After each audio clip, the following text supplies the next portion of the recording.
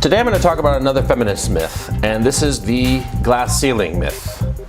Now, if you notice, women are always talking about how women are not allowed into the upper echelons of, the corporate boardrooms. They're not allowed into the top tiers of the political spectrum and what have you. It's as if men are, sitting around and saying, we'll let them read and write, we'll put shoes on them, and we'll even let them vote, but we're not going to give them the top prize. No, the top prize will stay just for us boys. And girls are not going to get any of the good stuff, the top tier stuff. We're going to just, keep our boot on their shoulders, just keep them down. Yeah, that's what we talk about when we meet up at the patriarchy meetings every week.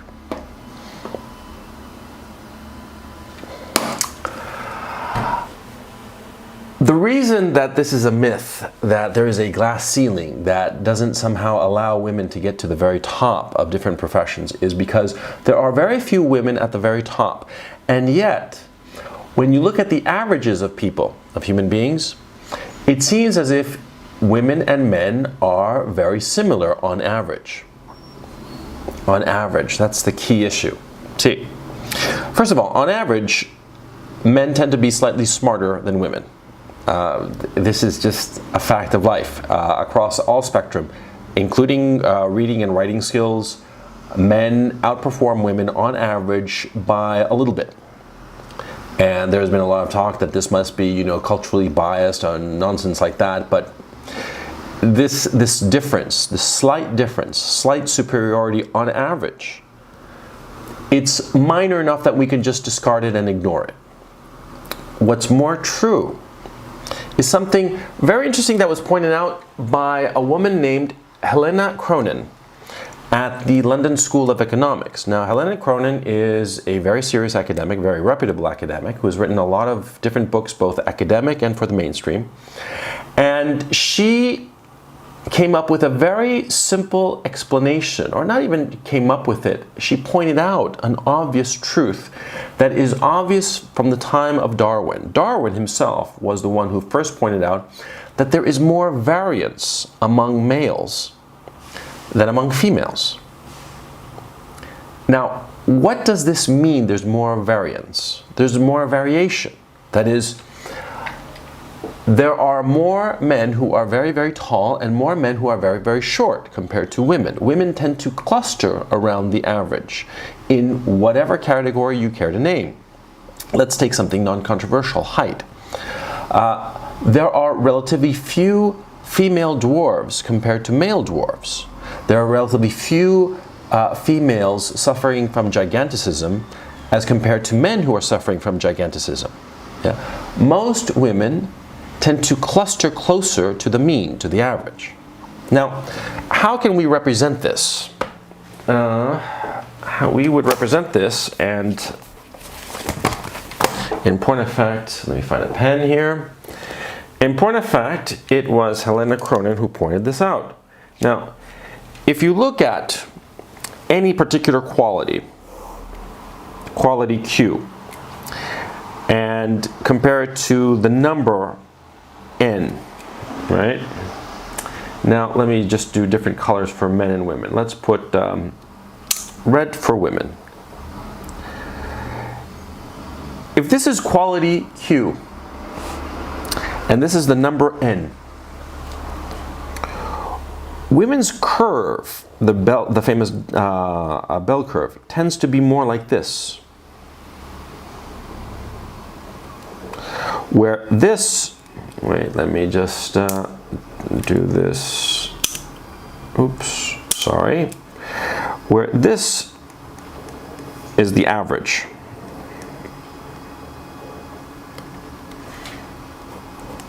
Yeah, they tend to cluster more. There are fewer standard deviations from the average among women. That is, just to recall, red equals women. And just to make it nice and tidy, green, oops, now you see it, green equals men. Now, men's curve, and this is what's interesting, men's curve tends to be flatter. The average is close to women's. Actually, it's slightly superior to women's, but we'll leave that. But what happens is that there are greater tails. Okay, I'm not drawing this curve correctly because this average number should be closer to the females, but we'll leave it at that for now, for the time being. The point is, you see, on the tail ends, men excel in whatever it happens to be. You see, if this is, for instance, this figure here is 5, here for men, it will tend to be 20 or more.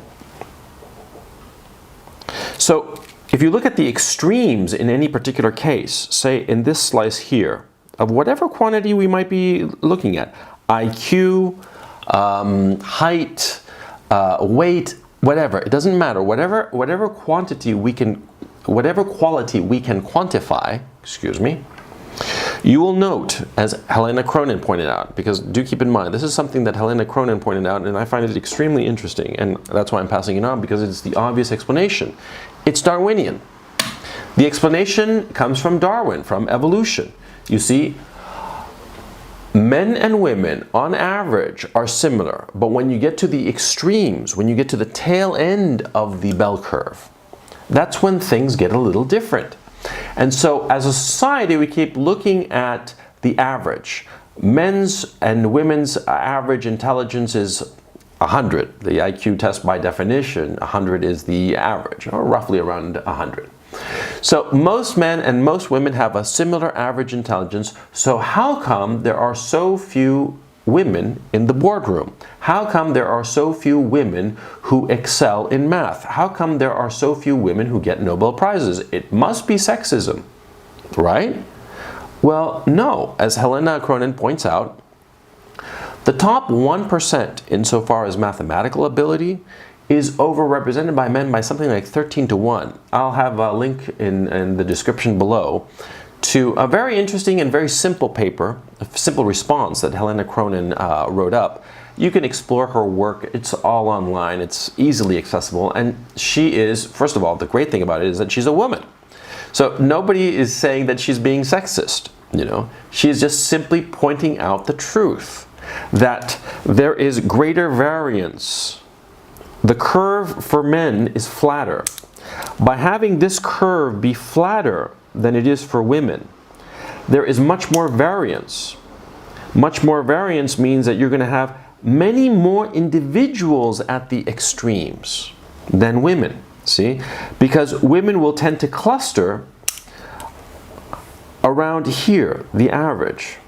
That's where they will cluster, the majority of them. But here at the extremes, there will be more men than women in everything. And also on the opposite side, and we know this, for instance, everybody knows that there are more autistic boys than there are autistic girls. And this is non-controversial. People wonder about it. Why is it that there are more autistic boys? Why are there more autistic boys than girls? Well, it's because of variance. And male variance, as I said before, this has been pointed out since the time of Darwin. Darwin was one of the first to notice that there was huge variation among males, but relatively little among females in dimorphic species. In dimorphic species like human beings. And so this is what's going on. It's not a big conspiracy. We're not sitting around at the patriarchy deciding that we're going to screw over women. It's not that women aren't able to, it's that there are relatively few women who are able to. And you have to remember, when you get to the top of the corporate ladder, when you get to the top and win the Nobel Prize, in order to get there, you have to be exceedingly smart and exceedingly driven. You have to have a whole host of qualities that are relatively hard to come by, a combination of such qualities that are hard to come by. For instance, I always think of Disney Corporation. The Disney Corporation has hundreds of thousands of employees at all the Disney parks and the movies that they make and all the rest of it. And yet there's one guy at the top, Robert Iger. How did he get there? By chance? No, because he probably has a whole bunch of characteristics that allowed him to get to the top. A whole host of characteristics that he, as a male, tends to have more of by virtue of variance. So, feminists want to equalize the boardroom. Feminists want to equalize the cabinet room. For instance, Justin Trudeau, Canada's favorite feminist.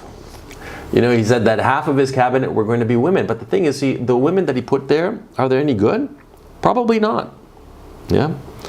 Probably there were a lot of better men better qualified in all departments. But he put women just to prove a political point. But you see, it has nothing to do with politics. It has to do with biology. And this is the problem with feminism. And going back to the original purpose of this video. See, feminists need this myth of a glass ceiling because they cannot stomach a biological determinism to outcome.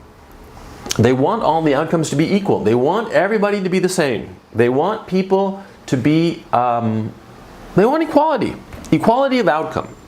They want equality of outcome, and they are willing and able, in many cases now, as you see with Justin Trudeau, and you're seeing it around the Western democracies, they are able to gerrymander the situation so as to produce equal outcomes. But these equal outcomes are bad for our society. They are bad because many times these women are simply not up for the job. And it has to do with with variance.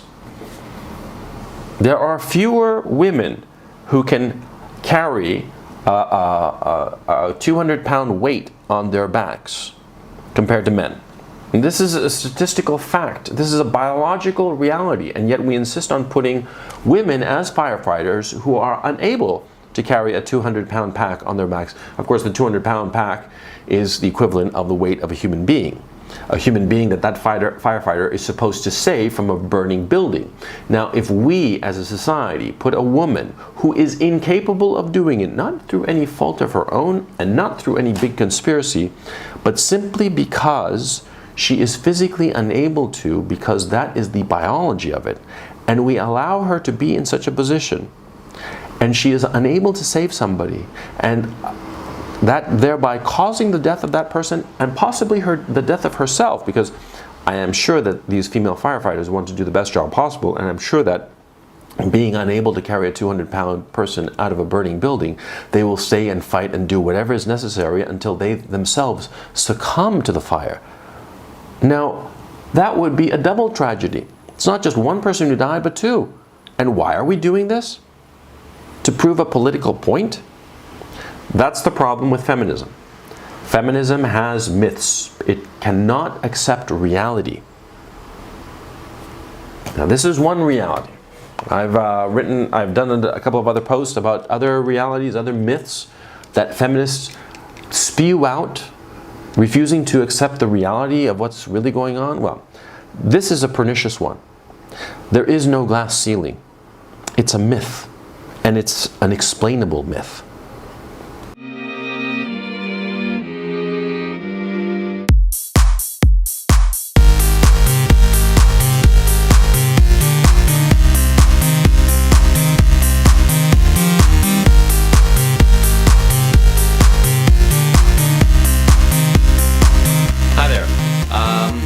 I didn't like this video today. I was so serious, forceful and serious, and not light and cheerful. I'm not saying that I have to be like a bimbo, but I should make it a little bit lighter.